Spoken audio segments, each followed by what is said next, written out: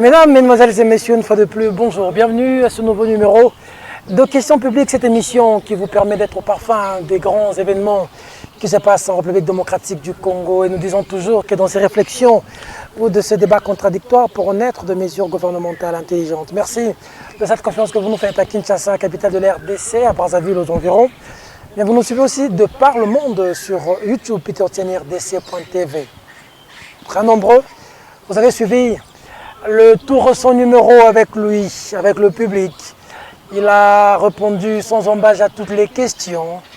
Et nous avons été informés d'un certain nombre de choses dont il a été victime. On voulait creuser à la source. Mais pourquoi on s'est creusé sur le retour de l'Assemblée qui sera pour bientôt, des plénières, et aussi sur les questions des leurs, avec lui, député national de son État. Certains l'appellent le Gros Niaou, les autres Papa Molière, l'honorable Léon de Malemba. Bonjour. Monsieur Tani, merci encore de nous recevoir, puisque nos émissions, ça cartonne toujours, puisque et vous et moi, on est à la disposition de la population et félicitations pour le travail que tu es en train de faire. Merci beaucoup. Sans caresser dans le sens du poil. Oui. Merci beaucoup. L'émission est bilingue parce qu'il faut dire que vous êtes quelqu'un de la population. Oui. Et deux fois, vous n'aimez pas trop utiliser de gros mots et aller directement à la lingala. Hein? Bon, je vais vous un dictionnaire. Hein? Alors, pour épater les gens, mais notre rôle, c'est que le message passe le plus facilement possible pour que la population puisse... Voilà le succès de tes émissions, hein, puisque le message passe. Et c'est ça, un journaliste, quand son message ne passe pas, ça ne sert à rien. Il faut laisser. Être chroniqueur de musique ou bien quoi, ou n'importe qui prend une petite caméra, ou bien il parle, mais ça passe puisque le message passe. D'entrée de jeu, beaucoup pas très d'accord avec vous, à faire vous et Daniel Safou. Vous êtes avec la population, Daniel est avec la population. Pas de question sans polémique. Il n'y a pas lieu aujourd'hui de trouver un juste milieu? Ben justement, c'est peut-être, je ne vais pas dire un scoop pour Peter Tchadi. J'ai appelé Daniel Safou. Ah bon? Oui. Il a appelé, il était un peu réticent. Il dit, nous sommes des adultes. Naza Koulou Tunayo. Obengi Daniel. Nabengi Daniel. Naza Koulou Tunayo. Voulouzi Abandombe. Voulouzi, bon, il m'a écouté quand même, puisqu'il voulait commencer à parler, écoute-moi d'abord. J'ai 16 ans de métier dans le cadre de la polémique. Donc, Naza Mukolo. Yo Oza Kalek. C'est vrai, circonstance, tu n'as pas été délégué par les autres députés de l'Assemblée, les 500. Tu ne pouvais pas bien agir de cette façon, mais tu l'as fait. Il y a eu quelques couacs et tout, bon, ça a dégénéré. On baisse les niveaux, on s'entend. Et il m'a entendu. Ah bon? On est en paix avec Daniel Safou. J'ai demandé à parler à sa femme. Il dit, maman, Kolanda Makamba Songi Songi point com. Donc, Makamona, il y a Masuba. Nao Yanguba, bon, Yanguba, bon, mais Naya Bamasuba, Ezaka, Bastille à Papa Molière. Oyakala, Tozaï. Oyakala, Tozaï n'a pas député. Mais c'est ce qu'il y a, les apprentissages. Il n'y a que 8 mois ou 9 mois. Il faut te modérer. Daniel m'a entendu. Il lui dit, bon, si j'étais offensé, je te présente mes excuses. Ah, vous l'avez fait? Ouais. Et il pourra le témoigner. Je te présente mes excuses. Au sein de Daniel, ça faut pardon. Pardon tes excuses, c'est différent. Il n'y a que Nzambenda pardonnaka. On a milima Congo central. Ah, on voulait ça. Mais on voulait il y a peu à ce là qui il y a bien aux akuluto. Comme on biso nyonso tozana simana yo za lokola leader. Oko benga biso au kamata, même kuna na parlement, tozana besoin il y a 100 nouveaux. Il y a bateau qui est pour ça m'a coûté cher. Et d'ailleurs, c'est pour ça que on va en parler. Mais avec Daniel, je dis bien ça fou. Hein, vous l'osez. Pas ce fou. Non. Fou. Donc, esprit à Kitoko et côté lié. Esprit à Kitoko et côté lingaï. Nous avons fait la paix. On est pour émotion en retour, ouais. Bon. Ça va, sinon. J'ai une émotion par rapport à quoi? Parce que opinion. Mais Peter Tani, j'ai le droit de critiquer l'Assemblée nationale, l'institution, même si je fais partie de cette institution-là. J'ai le droit de critiquer quand je vois que quelque chose, ça ne va pas. Ce n'est pas pour autant, Balingo Balusango, Balibi, ah non, à Fingi, ba député. Ba député Mingi Baza, d'accord, dans Makambo, na Lobaki. Un paiement, donc irrégularité dans le paiement. On demande la parole, jusqu'à présent, on n'a pas encore abordé les Kambo et Tali Bato et Batindi Bissoukouda. Beaucoup de députés sont avec moi. Donc il ne faut pas dire, ah non, Afingi va député, ce n'est pas vrai. D'abord, Bafingite, critiquer ne veut pas dire qu'au finga. Naza contre façon Oyo, bureau et assemblée nationale, ils ont dirigé Bisso, tout ça, même été. Donc, si je ne veux pas qu'on l'attende, on a qu'on l'attende. On a un règlement d'ordre intérieur, et si on a un ce qu'on représente un retour parlementaire. Nabandi Obanga, il faut qu'il y ait une assemblée, puisque la sécurité n'a pas assurée. Et là, Madame Mabunda n'a prouvé, j'ai été molesté, j'ai été tabassé, Batinga Kraka, n'a bengi président de l'Assemblée, à sécuriser. Mais le roi Balinga était le roi Papouazara, qui est pour, qui est contre. N'a abandonné Ngaï, n'a bengi Baninga, Bagoda Metonona, Nazalia, n'a cachot. Un député, les gens, bon, on va développer en affaire. Qu'est-ce qui s'est passé? Bakamati officialisé Koulouna par la police nationale congolaise. Et spécialement à Kinshasa, donc à l'intérieur, qu'est-ce que ça doit être? Koulouna Babundi, Batini, la police, Bitumbe Bimi. Policier à Kamati, il tire sur un jeune homme qui a 34 ans, je crois. Jeune homme, on a Koufi. Jeune homme, on a Sam Takuluna. Bakende Kolokota Batakuluna. Sur base de quoi? Toyebite. Bakangi Bango 151. 151 personnes. C'est l'Embao. C'est l'Embao. Naokanga résistance, Babomi, un chauffeur. 35 ans. On a un policier. Policier. Envoyé par qui? Envoyé par le colonel Mimi. Retenir rien, puisque tout ça, retenir comme Mimi. Mimi Azali, commandant, il y a district, il y a Funa. Ok. Aza colonel. Babeti mwana ombali wana masasi. Wana akufi na miso ya papa na ye. Papa na ye atali kore ya mwana, akomi liboma, amoni policier.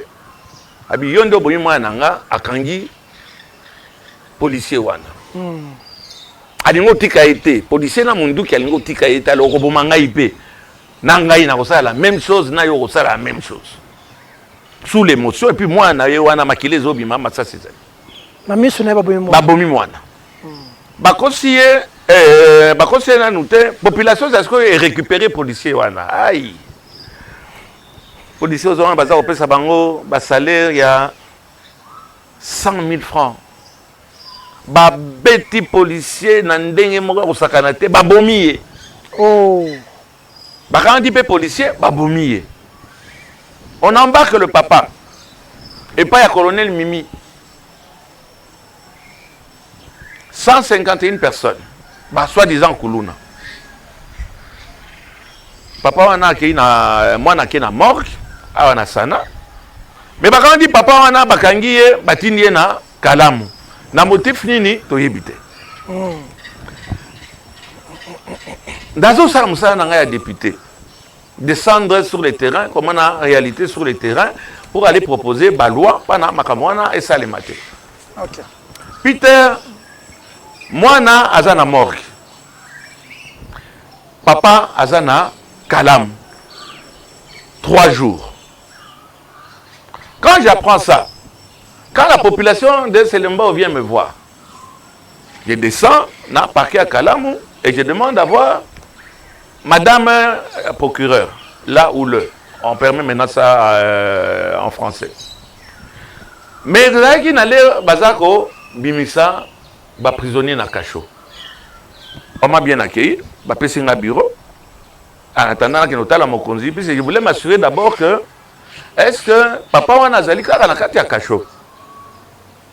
Mais il faisait tellement chaud. On m'a dit amende transactionnelle, bon, il y a Moyibi, oyo, et Zoleka, et comme me poursuivre, hein, na bien, il y a Moyibi. Ma amende transactionnelle. Basson bata ba climatiseur, ou bien groupe électrogène, ba bureau salité. Solo ya Kimbotela, oui, Kimbotela, faute sceptique. Au bandit, hein. Nandimi. Pana wana c'est ce qu'on Nandimi, hein. Balongolanga immunité na ngai, bakanga ngai. Bazo bino ça va prisonnier. Dans un couloir, il faisait tellement cher, on a tellement na couloir. Officier ministère public, moi quoi, un jeune homme, au moins mon nez, le colanga yana moindo. Oh, qui tellement wate, poussana. Et me bouscule quand on a quatre bureau. Dans ça là, sorti à bas prisonnier. Papa, je suis député national. Un peu dégâts. D'autant plus Naza, mon colonayo. Allez, moi je suis au-dessus député. Député c'est quoi? Député Makayabou. On est officier, on est officier, c'était un magistrat. Un magistrat. Bras droit, il y a maman procureur. Il y a parquet. Il y a parquet, il y a Kalam. Ok. Bon, il y a tempérament dans Gaï. Gapi n'a résisté. Il y a l'équipe qui a le pouvoir judiciaire et l'équipe pouvoir législatif. Balingo calmé. Peter, monsieur le journaliste, au moins je retiens la leçon. Dengue Kore Mobimba, il y a un judiciaire, tous les magistrats. Donc, depuis longtemps, papa a un mounoko, oyo, atiaka batuma la laisse. Bazouingaï. Ce monsieur-là, le bien aller. On le met au cachot, beaucoup de c'est dans un amigo. Papa, hey, je suis député. Député Makayabo. Oh. Et Makayabo Yomoko. Ah, injure. Flagrance. Allez. Bosimbaye, Basimingaï. Botier Kraka. Batinga Kraka. Batinga député. Bon, c'est ça, hein. Restauration sur terre, hein. Député aux Apika à moto. Donc, tout le monde a rabattu, Batia Baro, Kraka. Nayoki essaie de. Oh, mon coup, et sentir maintenant que. Batinga Kraka. Bolongolé Sapatal, beaucoup de ça, un amigo. Tous les magistrats qui étaient là, bien non, injure. Les magistrats ne sont pas sangués. Na parquet à Kalam. Voilà population qui m'a kelele. Qui est balingo karanga parce qu'il a intervenir pendant ndeko na bango yo bakangi. Il y a 17 personnes qui sont là-bas na cachot dans des conditions moko inhumaines. OK, zali kaka extorsion. Oyo bajan wana bazako sala. Mais on va en arriver là. Voilà, Bassali Makelele, procureur, Oyamasi, madame, bon, le procureur Yakalamo, Ayoki a quitté Sidasko en catastrophe. La population était là, Bakagi Papa Molia. Maman Aye a coûté situation, Moko déjà, Bassi Batiaginga Kaka, Babotolinga cellulaire. Téléphone. Téléphone, au moins, Banti, Soki Banti, Banti, Mi, Biwana, Balata Bakagulwana. A Tiango déjà Tina Chombo. Maman procureur est là, il y a un téléphone. Eh, boya, bon, ce téléphone. Il y a téléphone, pour calmer les gens, les magistrats, c'était difficile. Un député, c'est quoi? Député Makayabo, et là, on a retiré Makayabo. On a retiré magistrat, Bango Nyoso, donc, papa, mais je suis comment on dit, je suis député. Il dit que Bango. Pouvoir na bino na yabiso elekio yabino. Ba memingate et n'eût été, il faut préciser, n'eût été l'intervention du procureur. Une dame, c'est maman, bon le nom va me revenir, c'est elle qui m'a sauvé. Na humiliation. Donc le rôle va ça d'abord on t'humilie et puis on s'excuse après. J'arrive là-bas maintenant, c'est que je reproche au procureur. À la dame. La dame. Hein, le ou là, on commence à accepter les deux articles. D'accord. Et elle commence à m'auditionner. Elle ne peut pas m'auditionner. Naza député. Ah, ton élection, on a flagrance. flagrance il y a nini babomi nani etc. Abengi ba magistrat nyonso ba décider ce qui va sambisa ngai azobosa na ces articles 107. Oui, on ne peut ni m'interroger ni me détenir hein, sans l'aval de l'Assemblée nationale. Exact. Ça, c'est la Constitution. Ça, c'est la Constitution. Madame procureure, toute puissante, qui est aux alliés. Mais merci quand même pour l'intervention de l'Assemblée. De Balongolinga, Kaka, Nadiboko Moko. Et on commence à m'attendre. Je dis non. Pourquoi vous attendez il faut que présidente Nangai. Je suis en plein vacances parlementaires. Nazo sala musa Nangai. Naye pas na loka famille Nangai te. Naye kotala papa wana babomi moi naye. Bon retenir les sous na cachot, bon retenir pendant 3 jours illégalement. Maman procureur ayebi se bato wana nyonso bolukelanga problème te. Et qu'on freinait même avancement dans ngai et là que sali eza mabe. Tant bien même s'il y a eu des injures ou bien quoi, d'abord Asa Mukolo, Asa député, et ce n'est pas de cette façon-là. Monsieur Nembalemba, honorable Nembalemba, je te présente mes excuses au nom du parquet. Ça c'est madame le procureur. Et je la remercie. Quant à maintenant, oyoke, botianga kraka ngai député. Bossi Marana Nzoto ngai député Makayabu. Celui qui disait ça à l'autre magistrat. Oui. Un but de sa personne, un type prend bon. Akanisa munene wana tamzu mukolo moko ya koleka yangai. Yangai za robotama. Yako quand on va en arriver Peter, puisque tu représentes le peuple, pour dénoncer ce qui se passe là-bas. Et je vais continuer à dénoncer jusqu'à ce que balongolanga immunité nangai et ko mangaite. Yamukeba et balongoli immunité wana, il ne vit pas. Il ne sortira pas. Vous croyez qu'il va dans bon, problème on a payé comme un fonds de commerce à Batebe, le quoi tout ça koyoka. Na kamani na bina benga présidente nangai, que naza séquestré. Pendant 1h30. Naza na parquet ya Kalamo. Article 60 combien on a? Vous ne pouvez pas m'interroger, madame. Vous ne pouvez pas m'entendre. Il y a une procédure. Tant bien même nous allons. Tant bien même si on doit aller dans la flagrance. Il y a une procédure. Vous ne pouvez pas d'office vous saisir sans prévenir. Responsable, il y a l'Assemblée nationale qui est la présidente, Janine Mabunda. Aïe, Peter, qui a dit Giben. Nabengi Mokozi. On a calmé ça, wana. Maman donc zelinga téléphone habité, il faut nabenga président Tangai. Puis qu'on lui sait on présente des excuses, papa m'a dit tika. Tout tika ka ningwana. OK, ngazo kola olengankoi. Olengankoi wana bazako bete ba ko bete ya ko bonde la otia okoloba na koloba te. Hop, kaka soka bimika kana 1 mètre wana bandi yango. Otiki ngai na kotika mais nabenga président nanga. Nabengi président nanga. Maman Janine Mabunda. Maman Janine Mabunda. Nzoka na yebaki te makambo na lobaka. Qui est pour Nzoka nde soit assemblée Mobimba. Na komi persona non grata. Au fingi ba parlementaire. Non. Na revendiquer façon baza ko futa biso. Mbongo baza ko futa biso, mbongo ya mabe insuffisant. SMIC est à $100. Biso bazo pesa biso 4500. On peut croire que c'est beaucoup. Vous imaginez le nombre de gens au Bayaka pour solliciter pour cette intervention na wana OK na pesa nini? 1000 francs, $5, $10. Mais ça c'est un autre chapitre. Baninga bakanisi ke na lobby contre bango. Il y a, je peux dire la moitié ya ba membres, ba collègues nangai au baza ko soutenir ngai. Bon, peut-être façon ya ko lobango. Ah, makambo ya écharpe, makambo ya ba qui est pour, makambo ya tozo lala. Mais tola la gate ngala za ko lala.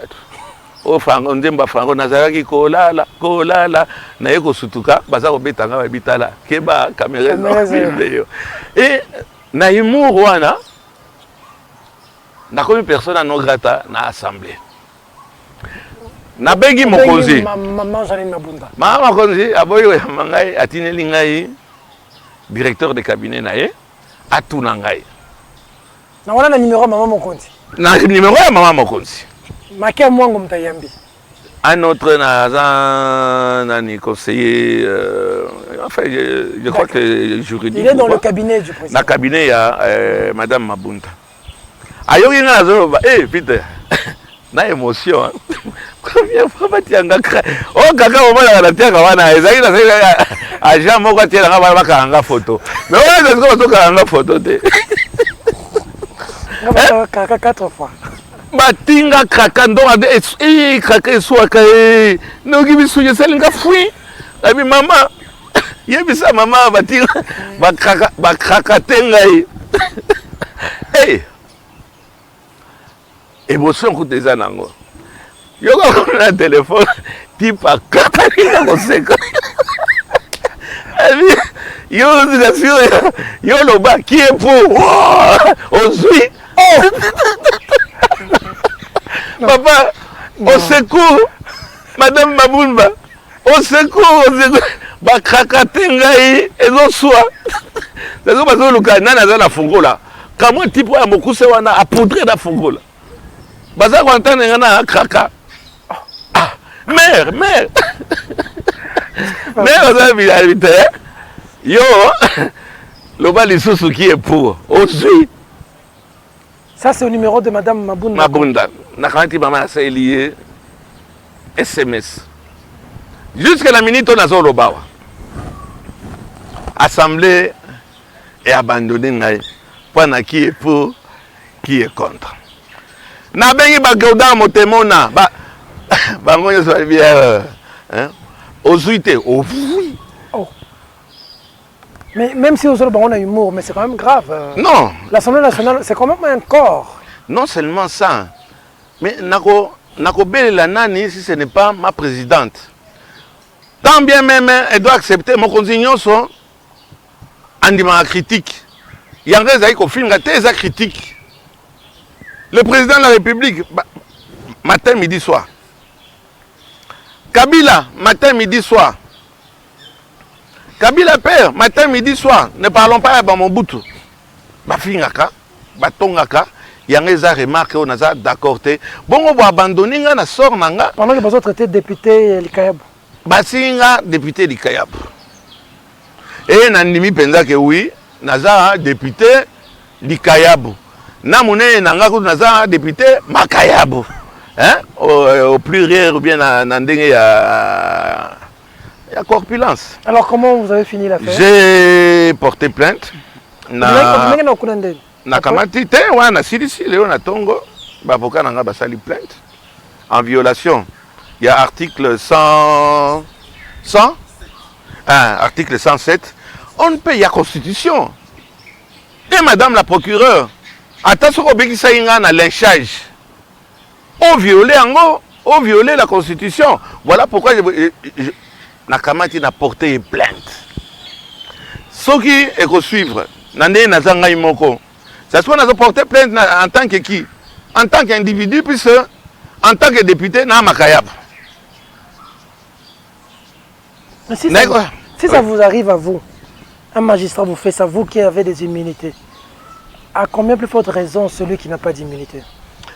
Merci, M. Peter. Dès que découvrir les cas. Madame la procureure, il y a Kalam. Yo na côté na yo qui judiciaire, na côté na législatif. D'abord, c'est un mouroir, les cachots, les amigos de là-bas. C'est prévu pour 20 ou 30 personnes. J'ai trouvé à peu près 50 personnes là-dedans. Donc ces messieurs, voilà Moussala Nazo Sala, M. Peter,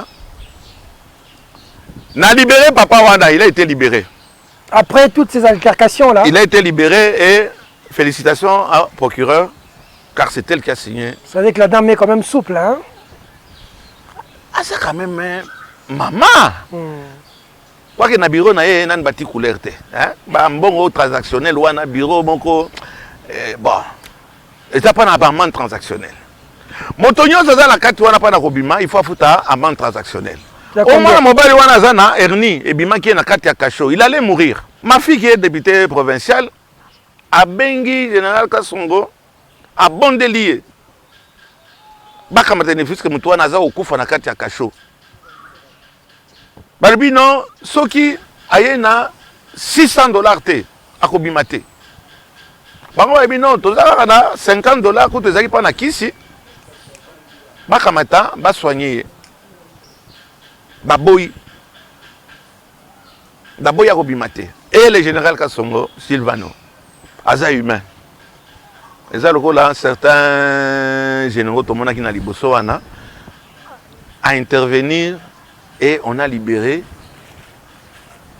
ce monsieur-là malade et après que ba dépouillé na kamambongo bazaki azaki nango na kati ya poche na okita je vais prendre les témoignages de ce monsieur témoignage à papa oyo mwana ya za na morgue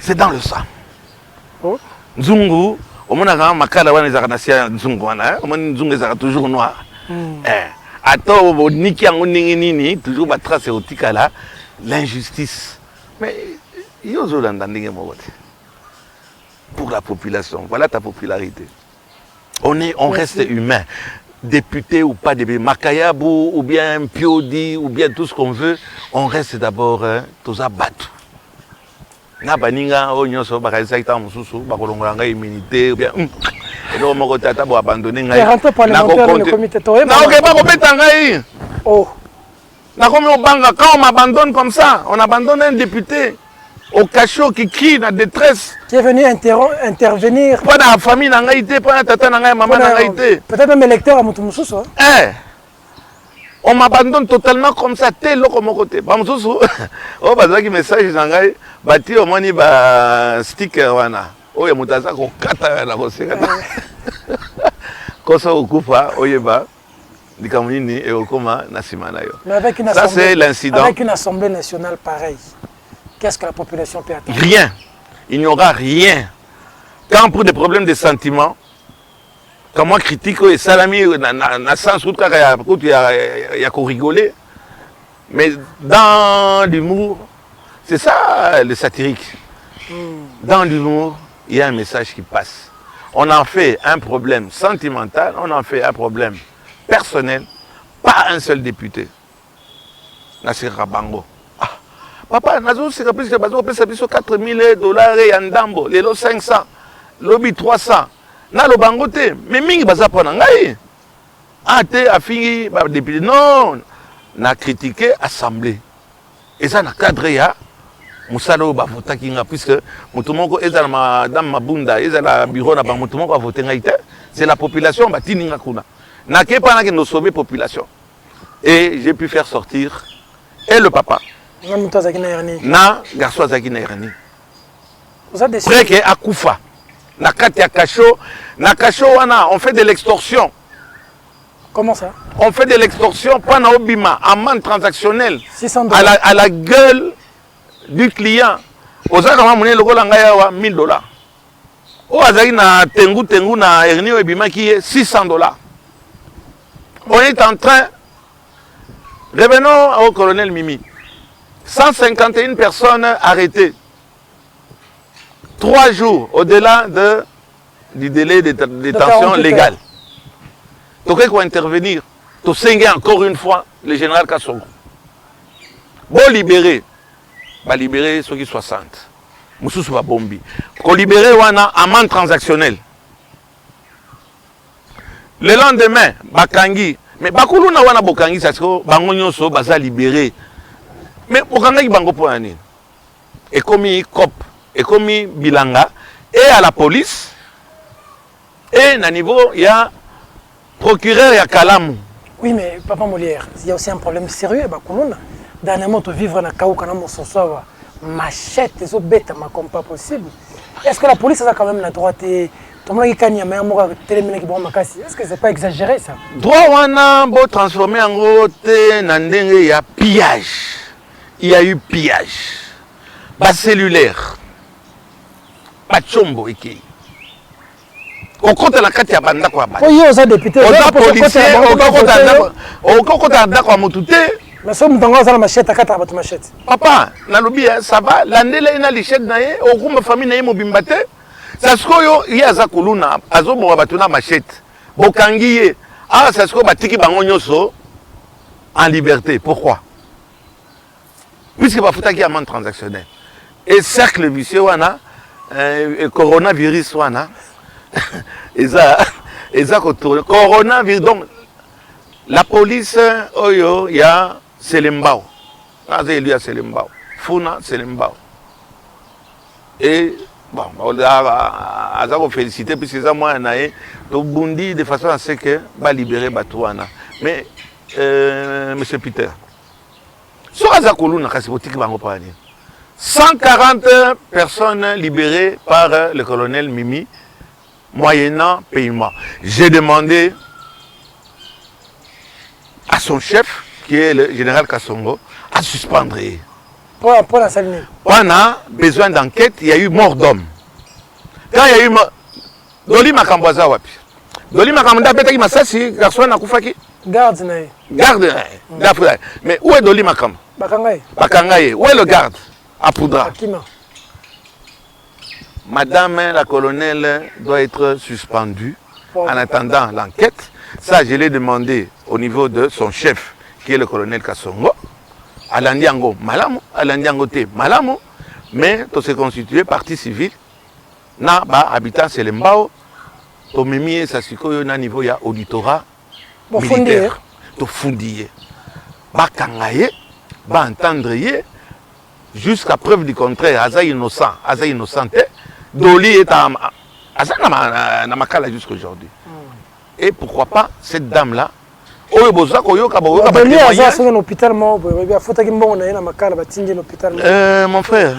ce n'est que humain.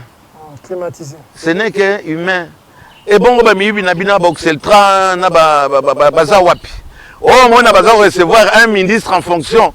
On est en train d'instruire un dossier. Il y a un ministre qui bureau d'ailleurs. Prisonnier.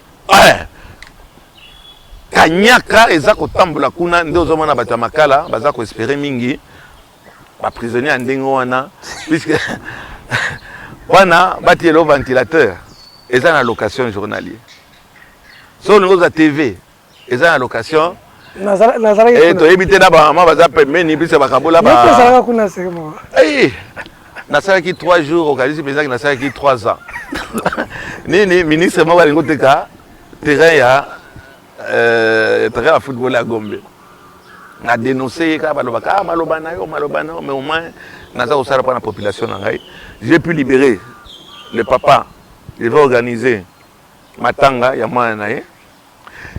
Nakeia, Wasasikoyo, pendant qu'on appelle policier. Policier à Zamoto. Obabomaki. L'exercice, ça fonctionne. Le coup là, madame Mabounda Balingaï, Obomangaï, l'exercice, ça fonctionne.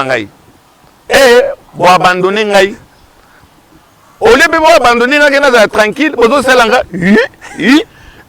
au moins député Makambazolo bah oui na façon nanga un peu ironique mais dans le fin fond maman Mabunda zalaki te na bengiye soki moka yambaki ngai zala peut-être différent maman na bengiye directeur de cabinet bi maman ayebisi ngai problème nini yoka émotionnel là batinga kaka et je vais me battre. J'ai porté plainte et j'espère que ça va aller. Le général Kassongo, j'espère qu'il va suspendre jusqu'à nouvel ordre. D'accord. Madame Mimi, et malgré ça, comme il y a eu mort d'homme, on saisit l'auditorat militaire. Ok, on espère que ça va aboutir, hein, mais bon. Ça doit aboutir, on ne peut pas continuer à tuer les gens comme ça. Ça se passe ici. Il n'y a pas des gens qui se réveillent aujourd'hui et le bien non, Naza magistrat, je suis Dieu. Naza colonel, Naza Dieu. On a des magistrats tout puissants ici. Hein. Surtout Wana, Azolingo, Vimba, le roi Papa Moulin, Abio Romona, magistrat, député Makayabo. Un magistrat qui dit. Un magistrat, dès ce Wana, je ne pouvais pas accepter aussi ça. On a répliqué. Et outrage. Tout le corps judiciaire. Et au moins ils étaient unis. Mais ngai moko ça soit na beta bitabiso ça oh député moko za pemene awate au moins yo la makambo ya coronavirus wana oh basengi médecin directeur ya ngaliema pana akita esika papa alapi alibiso bolonga ngam sala bolonga mais na aucun été le malade s'est retrouvé seul Na COP, il y a un ministre qui ne maîtrise pas le secteur. Qu'est-ce qui s'est passé l'affaire coronavirus? Exact. Papa Molière, il y a une vérité, une investigation. Ndekonanga Israël Mutombo, bon anniversaire à lui d'ailleurs depuis hier. Bengaki Mutowana, son na téléphone, ton andi ben nabilili. Yo za na information. Coronavirus, eza na Kinshasa to ezate. Situation nango eza ndenge nini? Pe Mutowana sikoyo aza wapi? À vous. Israël, bon anniversaire. On est en contact. Il m'appelle. Il dit, papa Molière, voilà ce qui est en train de se passer et tout. Moi, je me rends là-bas, il n'y a pas de coronavirus. Il dit, il n'a pas communiqué. Déjà, général Kassongo, il dit, c'est ministre à promettre bango baga, na ba masque, ministre à poudrer. Oh. Ketebi, comment le nom? Etengi Longondo. Oui, comme un ministre à santé. J'ai appelé le ministre. Monsieur le ministre, cette histoire-là, c'est vrai ou pas? La Bengi ministre. Il est honorable. C'est vrai. Mais quelle disposition vous avez prise pendant l'Ikambouana? Moi-même, je me rends sur place. Monsieur le ministre, je suis en contact avec il s'appelle aussi Kassongo, le major Kassongo qui est là. Il n'a ni gants, ni la masque. Il est là exposé. Ce monsieur, il semble qu'il est alité. Ah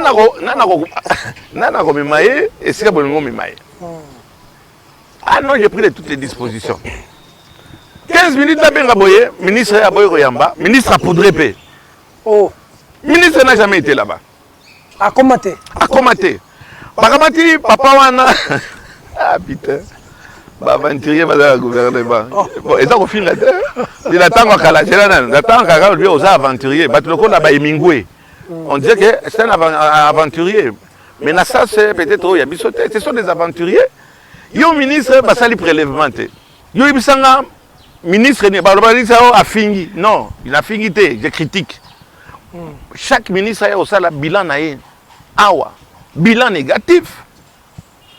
Obele ba sextape, bazako sala, ba scandale ya mitakala. Ya député na utuko mona mikolo. Député moko na écharpe na ye, tale long dese asi akidisi miso na plaisir. Ba biloko abozo ba ndenge wana, ba ko sala ba bilan na bango. Moi j'ai des stades sur place, on me met le cracas pour ma population. So ba commission a été na mi commission ngai moko. OK. Donc on ne fait pas le travail et dès que vous essayez de toucher le bureau de l'Assemblée nationale va abandonner. J'espère seulement que na niveau ya cour constitutionnelle, na cour Conseil supérieur magistrat. Voilà, on va convoquer ce magistrat, l'identifier, le convoquer et juger son acte. Si c'est autorisé par le côté judiciaire, Nandimi Naza député Makayabo. C'est quand même grave ça. Hein? Ouais. D'accord. Mais est-ce que c'est pas dangereux quand déjà le directeur, le médecin directeur, il y a Ngalima, a beaucoup qui t'a place malade. Sauf qu'il y a un médecin à beaucoup qui t'a boni pour la bisou. Papa Azana Bana. Papa c'est bagante. Azana Bana. Mais infirmier va ça baga. Nyon c'est COP. Il n'y a pas de virus ici en République démocratique du Congo, du moins à l'arrêt pays il évité, mais on a Kinshasa ils ont makamba lokuta. Panique à bord. Oh. Il n'y a pas de virus. Oh. Corona machin là, corona machin. Et ça qui COP va soutirer, va regarder si va opérer sa bango, va obtenir la bango 14 millions. Comme ça, bah ça, le gars va ça à l'air nyonso. Le gars là du cocalan, bah amende transactionnelle oyo na tribunal ya dani na parquet ya Kalamu. Nyonso c'est un problème à COP. D'accord. Et on ne peut pas aimer quelqu'un comme l'honorable Mbalemba. C'est cette façon de parler, de voir les choses, ça dérange. Un mot par rapport à Mokebaï, affaire congolaise que... Mike, je comprends qu'il pète les plombs. Je suis arrivé quand même à un niveau où on croyait qu'à Kobima, à Okufa, en limité à Okufa, nakati ya prison, à Kobima, on a repéré peine. Mais je sais seulement que les amis qui sont allés le voir, on l'a trouvé très démoralisé. Et l'avocat va saisir le cours international et tout. Et si on a un tunnel, l'UR à un certain moment et apparaît Saka. Et je sais que tant bien même au Boumi Moto,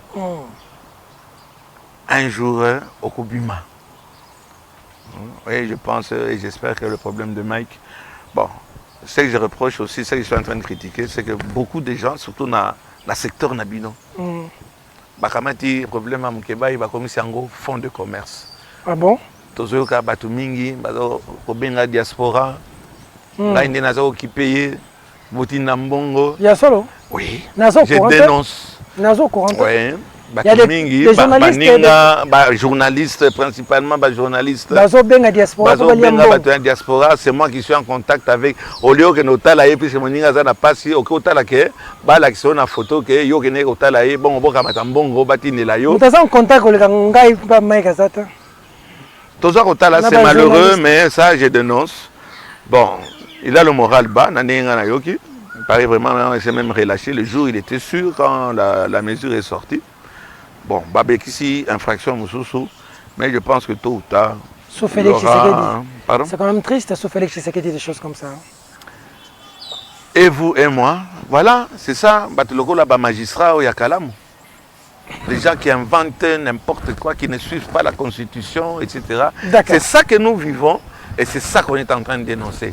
Et, M. Peter, je vais continuer à dénoncer avec l'humilité ou pas. Ce travail, ça fait 15 ans que je le fais. Je vais continuer à... Et bon, au succès, il y a une élection. Je vais continuer à dénoncer, à dénoncer, à dénoncer. D'accord. La situation du peuple congolais en chute par là. Quel calvaire, Papa Molière. L'argent ne circule pas. La misère. Le fonctionnaire a du mal à être payé. Les rares qui sont payés en ponction dedans. Quand on marche dans les rues de Kinshasa, la pauvreté a un visage aujourd'hui, la misère a une forme aujourd'hui. Vous êtes allés, les gens ont voulu le changement pour échanger ma vie à Batou. Impossible, le mal est trop profond. Ma vie à groupe de personnes, anciens riches, nouveaux riches, au bazo fêté, au bazo lia, au bazo mela. Mais la population, chaque jour. Pas si nous commis fois deux, nous sommes bengani na zando, nous sommes bengani na balabala, nous sommes place revendre, nous sommes bien bazo boma bango. La situation du Congolais est devenue pire. Nous sommes le retour à Kabila. Réaction dans les années na makambo. Tozana tendance ya kokima sasikoyo tokende et pas ya Kabila. Naza ko accompagner le président Félix Tshilombo Tshisekedi. Après ça, on a infranté. Nalia infran a été. Mais il y a tellement d'espoir qu'il y aura un changement. Il va amener le changement. Mais tout ce qui est en train de se passer, on dirait il y a le sort qui s'encharne sur notre président. La pluie, le coronavirus. Hein? Je ne sais pas qu'est-ce qui se passe, mais ce que le Congolais traverse, je ne sais pas si ailleurs ça se passe aussi. C'est la catastrophe. Mais je pense qu'il faut te payer ma casse, c'est un entourage. Et entourage, ça n'engage que moi. Au Bazako Rebeba, l'ongolanga immunité. La diaspora, au Bazako entourer le président. Il n'y a pas plus prédateur que ces gens-là. Non, on va enlever caméra, etc. Donc, vide, écoute, le lot 4 personnes. Le président Kabila a combien? 12, hein? 15 personnes. Il y a 5 personnes autour du président Tokyo Betela Bango Maboko. Caméra, pas pémeniser. Allié Yakala, il y a Félix Tshisekedi. Vous avez un accord. Et vous avez que l'échéance c'est ça qu'il y a. Il risque d'être quelqu'un de... Cameroun doit être auditionné. Oh. Mais pour auditionner Cameroun, il faut commencer d'abord par le début. On ne peut pas sauter 1 pour aller à 10. Le début, c'est quoi? Le début, c'est Boukangalonso. C'est l'hôpital du cinquantenaire. Oh. C'est nani building idiot, building Immeuble intelligent. intelligent. Intelligent, c'est ça, hein? Oh, bon, excusez le building Ça se chiffre idiot. en termes de, Bon. de millions de dollars. Bokamati, tous ces FPI. FPI. Oh, wana nyonso botiki bolibia toki no landaka caméra. Contrat chinois. Contrat chinois. Ils sont en train de prélever les minerais. Scandale à eau profonde. José Makila, Assaline. n'a pas interpellé. Assaline. Soki n'a pas interpellé ministre des Transports. Contrat moko bidon. Un contrat léonais. Comment est-ce que les Congolais peuvent brader le pays jusqu'à ce point-là?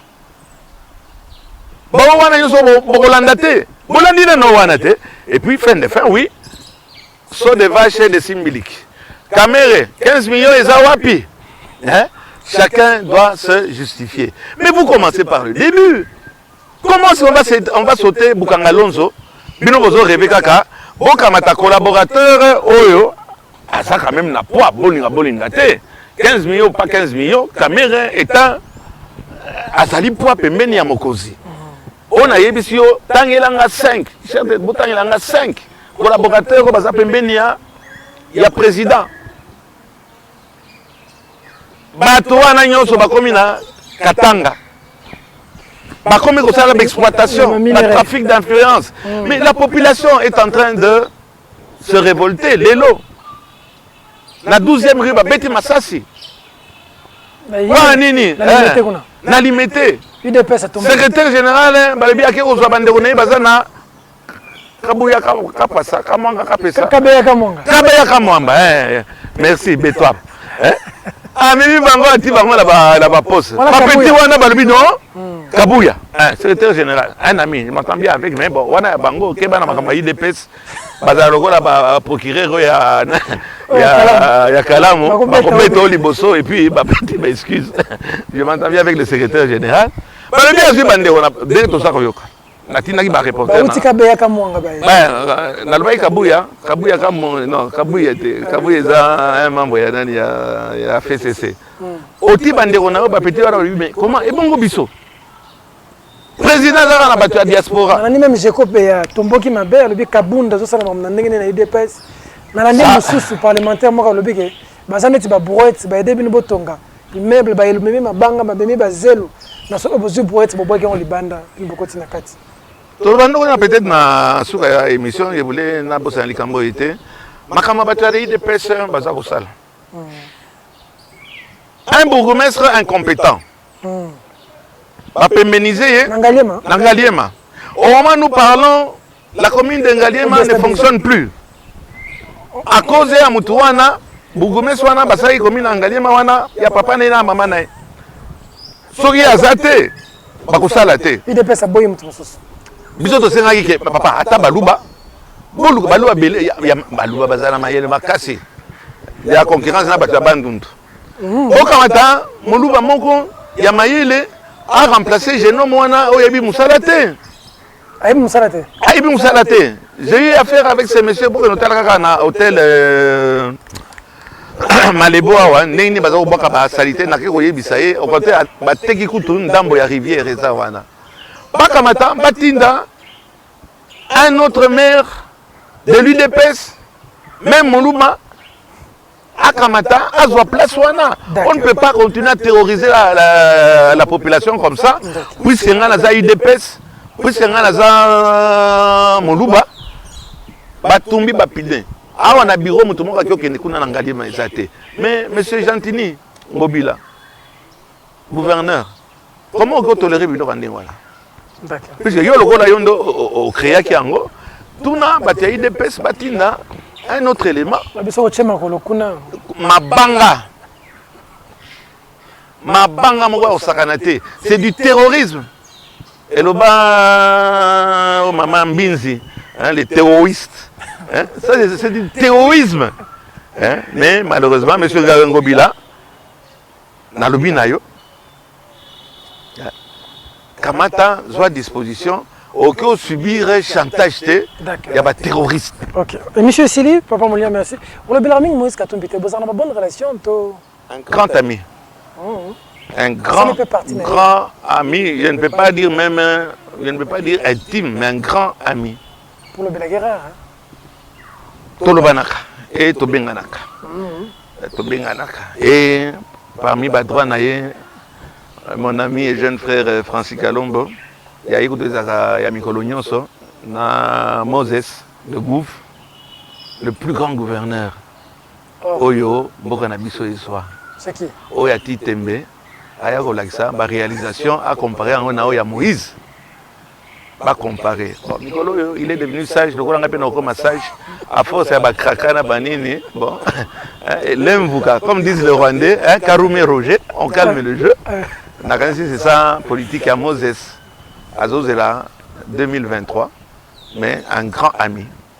Il ferait un bon président, lui? Je pense.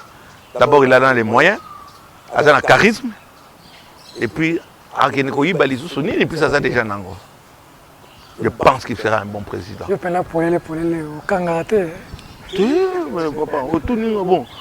Bon, Nazala parle et ment. Parlement. Parlement, non. Ah, on a retourné là. Na fini moto. Na fini moto te. Zaka opinion nanga. Nde emiminga na vie nanga ibatinga kraka. Kraka esouaka. Chers téléspectateurs. Dernier message. J'espère que l'Assemblée nationale ne va pas m'abandonner. Malgré Naza comme Mango Nandenge à Kamwa ironie. On va désacraliser qui député, il faut battre au PMB, va pérenniser. Oui, parce qu'il y a des gens qui sont en train, comme je l'ai dit, de rêvasser. Hein? Balongolanga immunité, ndé. Oh, Baninga va se dire aux yeux.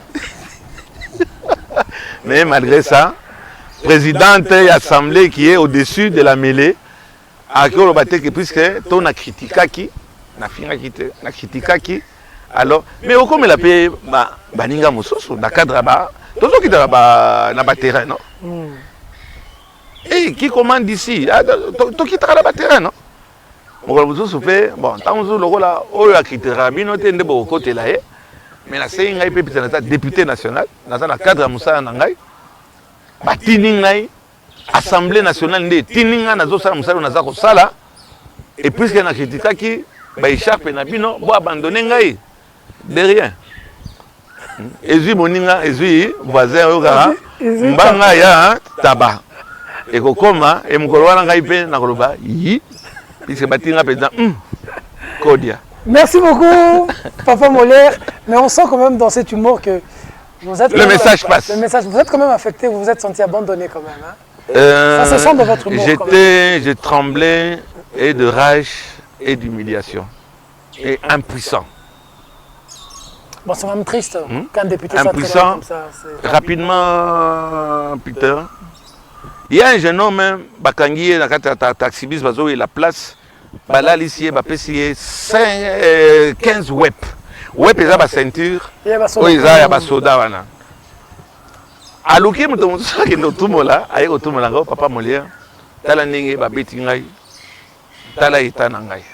Babeti Wapi. Oh, na colonel moko ya Kanchach petit on okufa yo moko te oya kaka oya koyebisa ngai teso ngala sadine baki no betanga pe mibale papa na kufi ngai de wepe tani na kufi on a baki otulinga nana bomaki yeso ngai commandant si c'est pour vous plaire eza ngai Barabas azaki innocent petit wana na pesi conseil na petit comprendre kaka kamata $50 yango yo que nous avons basenzi na bicarbonate ou bien permanganate que nous vanda na kati pota et au kauka. D'accord. Na petit wana, il avait tellement l'espoir de voir Papa Molière. Il a venger. Ah bon, il s'assure que dernier porté et j'ai maintenant ce monsieur-là commencé à pleurer de rage, d'impuissance, d'humiliation. Abimi azokene azumbongo abimi wana abimi natai nasimanaye makila. Mais il était impuissant. Dernier recours naye Zagi Papa Molière. De Makambo tozo bunda. Oh, on va changer, il n'y a que des slogans. Et là, réseau Salema exact. C'est triste, hein? Ouais. Je le confirme parce que j'ai reçu les veuves et les enfants de militaires. Vous êtes le fils d'un homme militaire. Ouais. Comment les veuves, les fils de militaires, les orphelins, les blessés de guerre souffrent comme ça? Pourquoi cette situation? C'est plus grave, monsieur Peter. Moto qui est na front, soldat qui est na front, à Koufi. Bon, à raison que ça, quand on a été. Moi, si na zana kankokolo. Règle za kuna soki mobali à Koufi. Kaka wana basisi ko kundaye ma moi si bana les soso même libata sous dehors. Dehors. Ici, c'est la loi, c'est la règle. Oh. Officier mon côté à démentir ngai. C'est place ces athées. Ndako sociaux, il fallait que ça là, et le remonte ça mes athées. Quand on connaît comme quand il y a civil, soldat au Kamata, à cause du locataire, yé à Kaolala, na garde tonini. Bota ni kakole. Mukoloka kamoba ina Koufi. Madame, Bana, Soso, Mémé, Libata, allez. Changement, et c'est ça notre pays. Changement, ça ne change pas. Ça ne change pas. Dessus le c'est papa Molière, la population est très déçue. Pour la binonios, n'a pas député, n'a pas ministre, surtout n'a Fachi. Quand même, on est très déçu. Le président est mal conseillé. Il y a un entourage. Monsieur Silim. Tala, bozo tika bato kanga ba photo. Wana tala kabakata gâteau. Ça fait mal. Mais c'est un droit. Il est président de la République. On le respecte. Moi, je le respecte. Est-ce qu'il avait besoin de mettre mais on avait besoin de mettre ce genre de photos.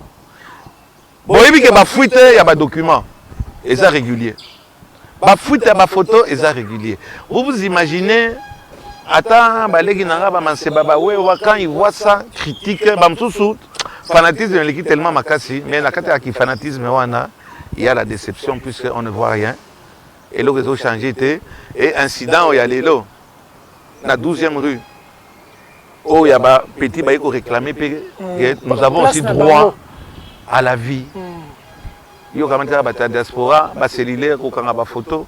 Quand on entre chez le président de la République, on arrête. Et pas à Kabila, Joseph Kabila. Il y a Kotana, pareil. Il y a cellulaire, il y a salle. Yonan. Et voilà les conseillers du président. Je reste vive Fachi, Fachi béton. Mais Fachi a comme le rôle à Mobutu, c'est-à-dire Mobutu était l'homme seul. Je pense que Fachi est aussi l'homme seul. Merci beaucoup, Papa Molière, honorable Léon Malemba, pour votre franc-parler surtout, mais surtout aussi pour votre disponibilité. De temps en temps, d'ailleurs, on va avoir l'habitude vraiment chaque mois au communicaca. Dénoncer. Un contact permanent avec la population, dénoncer, dire des choses. Moi, je crois que ça servira quand même à beaucoup. Donc, on l'embattait dans aux yeux craka. Et ça les passe. Ils ont ça. Mais comment tu peux en tirer un qui m'a fongol. Donc, on va auditionner. Il était sous crakaté. Merci beaucoup. Mike Nkeba a eu beaucoup de courage. Mike est fort, très fort. La tine l'épée, tous les encouragements de cœur avec toi, Mike. Et même avec la famille qui a passé un message. Et à tous les députés. Prenez pas toujours mal des critiques, mais vous êtes là pour nous, pour toute la population. Travaillez pour la population. Que le changement que les gens ont tant attendu. Entendu, très bon. Que ça puisse être effectif. Sinon, ce sera comme Machiavel a dit, le peuple a besoin d'un changement. Mais c'était plutôt pour échanger un cheval borgne et un cheval aveugle, malheureusement. Mais Machiavel aussi a dit, excuse-moi, Machiavel aussi a dit, entre être aimé et être craint, mieux vaut être craint. Qu'être aimé. Et je crois que c'est ce qui est en train. Je crains le procureur de la maman procureur, il y a Kalam. On a au craindre. Suite, il y a conseil à Machiavel. Ce qu'ils ont fait, c'est machiavélique. Mesdames, mesdemoiselles et messieurs, cette émission est terminée. À vous. À vous et merci beaucoup.